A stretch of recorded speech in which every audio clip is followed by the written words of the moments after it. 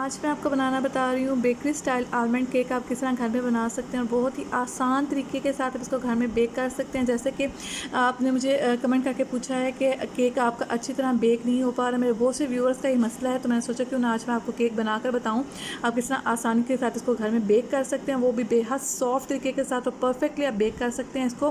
تو آج کی ریسیپی کو شروع کرتے ہیں اور میں آپ کو بتاتی ہوں کیک کس طرح بنا سکتے ہیں۔ بسم اللہ الرحمن الرحیم۔ السلام علیکم ویورز، ویلکم ٹو کچن نسل جان۔ آج میں آپ کو بنانا بتا رہی ہوں بیکری سٹائل آلمنڈ کیک، اور جو آج میں آپ کو کیک بنانا بتا رہی ہوں بہت ہی آج کی امپورٹنٹ ویڈیو، جیسا کہ آپ لوگ مجھے بار بار کمنٹ کر رہے تھے اور پوچھ رہے تھے کہ آپ لوگوں کا کیک اچھی طرح بیک نہیں ہو پا رہا، اور جو کیک ہے اس کی ٹائمنگ کیا ہونی چاہیے اور اس میں انگریڈینٹ کتنے ہونے چاہیے۔ آج میں آپ کو ایگزیکٹ میجرنگ کے ساتھ بتاؤں گی کہ آپ کو کتنے گرام کیک کے اندر کتنا آپ کو کیک کے اندر انگریڈینٹ کس طرح ایڈ کرنا ہے اور کس طرح اس کو بیک کرنا ہے، اور اس کی ہیٹ کا پروسیجر کیا ہے۔ کیک کے خراب ہونے کے بہت زیادہ ریزن ہیں، میں کوشش کروں گی کہ آج کی ویڈیو میں آپ کو کمپلیٹلی گائیڈ کر سکوں کہ آپ کس طرح پرفیکٹلی بیکری سٹائل کیک گھر میں بیک کر سکتے ہیں۔ اور جنہوں نے مجھے کمنٹ کیا تھا اس کے لیے بہت زیادہ شکریہ۔ تو آج کی ویڈیو آپ لوگ دیکھیں، اور یہ ویڈیو اسپیشل آپ لوگوں کے لیے ہے۔ تو شروع کرتے ہیں آج کی ریسیپی کو۔ تو جی ویسے اس میں جو ہمیں انگریڈینٹ چاہیے ہوں گے، اس میں ہمیں میدا چاہیے ہوگا 1 1/3 کپ، یعنی 175 گرام ہمیں اس میں میدا چاہیے ہوگا۔ 1 کپ آئل اس میں چاہیے ہوگا۔ اس کے علاوہ 2 ٹیبل سپون ہمیں اس میں ہنی چاہیے ہوگا۔ 3 عدد ہمیں اس میں چاہیے ہوں گے انڈے۔ شوگر ہمیں اس میں چاہیے ہوگی 200 گرام یا 1 کپ۔ اس کے علاوہ آلمنڈ ایسنس اس میں ہمیں اس سے چاہیے ہوگا 1 ٹی اسپون، اور اس کے علاوہ بیکنگ پاؤڈر 10 گرام یا 1 ٹی اسپون اس میں چاہیے ہوگا۔ آلمنڈ ہمیں اس میں 30 گرام چاہیے ہوں گے۔ یہ میں نے کچھ آلمنڈ سینٹرز کٹ کر لیا، کچھ آلمنڈ کو میں نے پیس لیا۔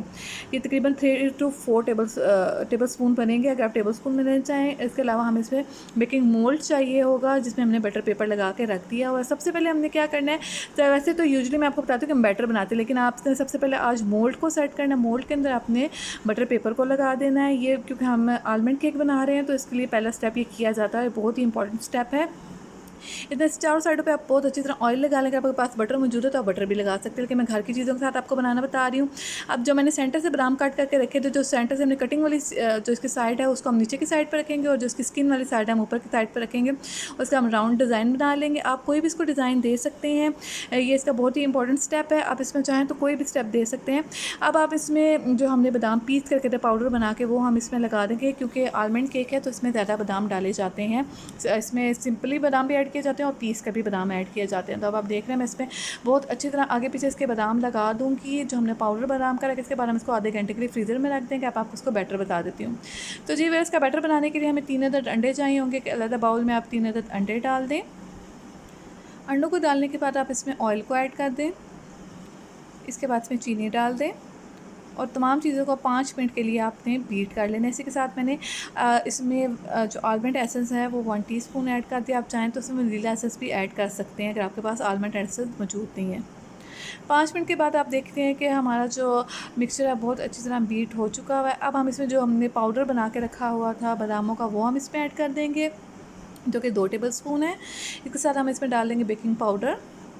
میدا ہم اس میں 1/2 کپ ابھی ایڈ کریں گے، اور ہاف جو بچ جائے گا ہم بعد میں اس میں ایڈ کریں گے۔ میدا ہم نے اس میں گریجولی ہی ایڈ کرنا ہے، پہلے ہم تھوڑی چیزیں ایڈ کریں گے، اس کے بعد ہم اس کو مکس کریں گے۔ یہ بہت ہی امپورٹنٹ سٹیپ ہوتے ہیں، آپ اس کو نوٹ کریں گے تو انشاءاللہ آپ کے گھر میں بھی کیک بہت زیادہ اچھا بنے گا۔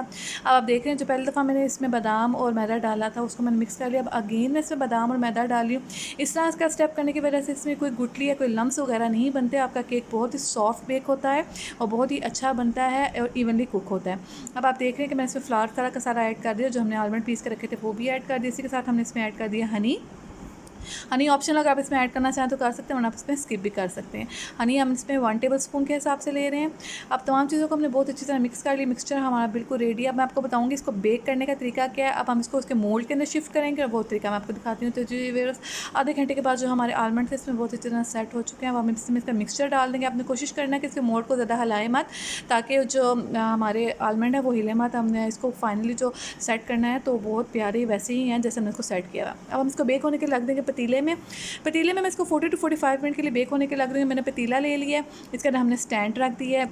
اسٹینڈ بازار سے بہت ہی ایزیلی اویلیبل ہے۔ اس کے بعد ہم اس کو کور اپ کر دیں گے، اس کو تیز آنچ پہ پہلے 10 منٹ کے لیے رکھوں گی، اور اس کے بعد میں اس کی آنچ کو کم کر دوں گی، اور اس کو تقریباً 30 to 45 منٹ کے لیے ہم اس کو بیک کر لیں گے۔ اگر آپ اس کو اوون میں بنانا چاہتے ہیں تو 180 ڈگری ٹمپریچر پہ آپ اس کو بیک ہونے کے لگ دیں گے 30 to 45 منٹ کے لیے۔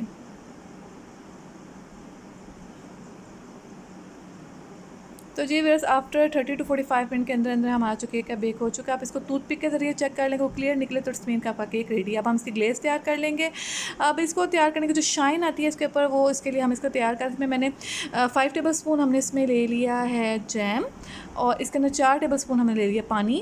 ان تمام چیزوں کو ہم نے ایک علیحدہ ڈش کے میں ڈالنے کے بعد میں نے اس کے نیچے ہیٹ آن کر دی ہے, اور میں اس کو اتنی دیر تک پکاؤں گی جب تک کہ ہمارا یہ جیم جو ہے میلٹ نہیں ہو جاتا ہے. جیسے جیم میلٹ ہو جائے گا تو اس کی گلیز تیار ہو جائے گی, اور اس کو گرم گرم کو ہی ہم اپنے کیک کو پر اپلائی کریں. کیک کو میں نے نکال لیا, اس کو تھوڑی دیر ٹھنڈا ہونے کے لیے رکھ لیا. آپ دیکھ رہے ہیں آپ گلیز تیار ہو چکی ہے.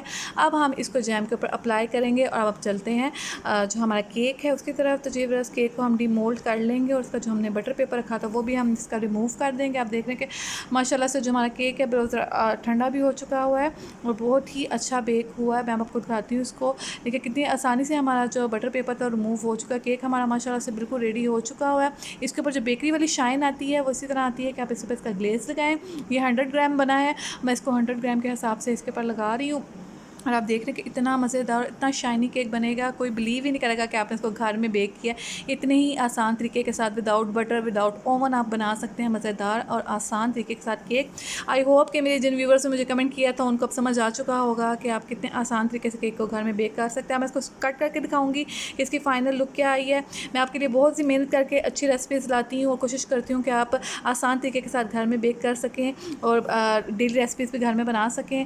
اسی کے ساتھ دیکھ رہے ہیں میں اس کو کٹ کر لیا ہے. بہت ہی مزیدار اور آسان کیک بالکل ریڈی ہے. اگر ریسیپی اچھی لگے تو لائک شیئر سبسکرائب کریں. Thank you so much. Bye bye.